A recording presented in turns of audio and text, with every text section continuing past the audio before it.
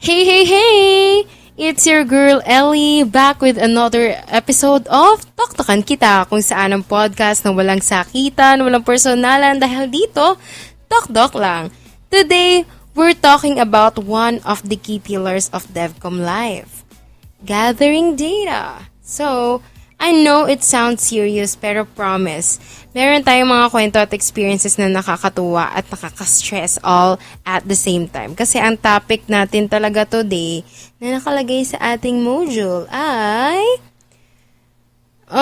insights, reflections, and lessons na na-learn ko during our laboratory exercises, which is yung Exer 1 namin. Yun. So, samahan niyo ko as I spill the tea on what it's like to go through my Exer 1 lab exercises. May Exer 1A to 1D kasi. So, siguro exercises siya. Oh my God, nag-contemplate pa talaga siya doon. So, ready na ba kayo? So, if yes, let's go. So, sa Exer 1, yung topic ay developing topics na development-oriented topics pala yun. Development-oriented topics, yung Exer 1. So, ito yung part na nag-develop kami ng topics na development-oriented. Ano ba? So, sa totoo lang kasi, chill lang to. Kasi, once na-pitch na yung topic ko, boom, approve nga. Like, after yung pag-discuss ng exam namin, tapos nag-isip ako ng topics, 3, tapos na-approve na agad yung isa, so, go! Parang, ganun lang ba yun? HR lang, yabang. Nagulat din ako kasi usually, pag DevCom, sanay tayo sa mga revisions, edits, and pushbacks. So, medyo may onting revision naman kung paano ko aatakihin yung, bakit mo aatakihin? Aatakihin yung, balita. So, para hindi siya maging feature style. Yun yung sabi sa akin ni Ma'am Dara. And then, ayun, sa Exer 1A kasi, smooth sailing lang dito. I guess, minsan may mga ganun din, diba, sa DevCom. When the stars align, approve agad ang proposal. Napakasaya. Kaya kayo guys, wag matakot mag-pitch. Like, kapag may naisip na idea, write it down and then just do it and see where it goes. Kasi dito papasok ang ating tip number. May tip na naman siya. Ang hilig niya magbigay ng tip, diba? Kasi syempre dapat may napupulot yung listeners sa aking podcast every time na makikinig sila. That's my vision kung bakit podcast yung ko. Hindi lang basta share ako at dada ako ng dada dito without my listeners gathering some useful informations na makakatulong talaga sa kanila ding DevCom life. Ayun. Share lang tayo dito kasi nga sharing is caring. So tip number 1, kapag nagpipitch kayo ng topic, go for something na you're genuinely interested in. Kasi, kung hindi mo feel yung topic, mararamdaman din ng prof mo. So, eto kasi, nung nagpa-present ako ng topic ko kay Ma'am Dara, bigla ko lang talaga siyang na-add. Hindi talaga ito yung top 2 ko na topic. Tapos, ay ma'am, ganto. Parang, it's within me kasi kasama ako medyo kasama ako dun sa project na, dahil nga kasama yung nanay ko, so medyo nai-involve ako doon pagdating sa mga pag-listen, sa mga presentations nila and such. So, ayun, it's very close to my heart, yung project or topic na pinili ko for my Exer 1. So, punta naman tayo sa Exer B, 1B.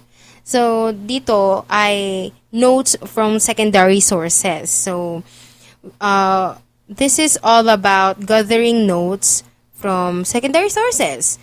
Medyo rocky road ang peg kasi halos lahat ng sources ko related sa pandemic. Nako, lagano talaga ang COVID sa kahit anong sulok ng data. Ang COVID ang COVID napakalawak nung sakop ng, ano ba yun? Ang sinasabi ko? Sobrang lawak, like, for example, education. Education kasi yung topic ko. News beat ko about education. So, kahit dito na yung title ng project ay Project Games, which is, ayun nga, ginigamify yung pagtuturo ng math sa primary level for fundamental math ng teacher sa primary levels. Ayun, well, may COVID pa rin yung related stuff, yung nakikita kong sources doon. Kaya, na-stress ako dito kasi ang hirap talaga maghanap ng sources na pasok exactly doon sa tema na gusto ko. Pero syempre, pag DevCom ka, resourceful ka. Yun ang sinasabi talaga dapat, ini-instill sa sarili. Ginalingan ko talaga maghanap ng unique angles para masarap yung output, 'di ba? Okay, tip number 2 dito. When looking for sources, think outside the box. Try to find angles that aren't overdone. The more unique your source, the more you stand out. Ayan. So, excerpt 1C na tayo. Dito ay yung POS interview. Now, for the fun part, excerpt 1C, aka POS, person on the street interview. Imagine this. Ako, nag-GG pa kalamba to get that raw, real vibe ng mga estudyante. Tapos, ang isasagot nila sa akin, mga, siguro, 5 to 15 seconds, ganon. Nakakatawa kasi nga estudyante yung yung POS ko doon. So, okay lang naman. I mean, at least may nakuha akong, 'di ba? May nag-gather akong data. But it was a hustle for sure. Pero na-enjoy ko naman kasi yung feeling ko, may pagka-report ang level, ganon.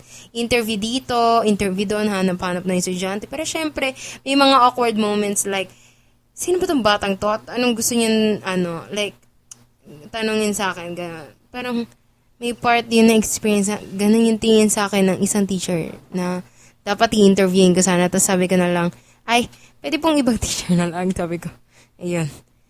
I mean, kasi busy rin naman yung teacher na yun. So, tip number 3, maging makapal ang muka.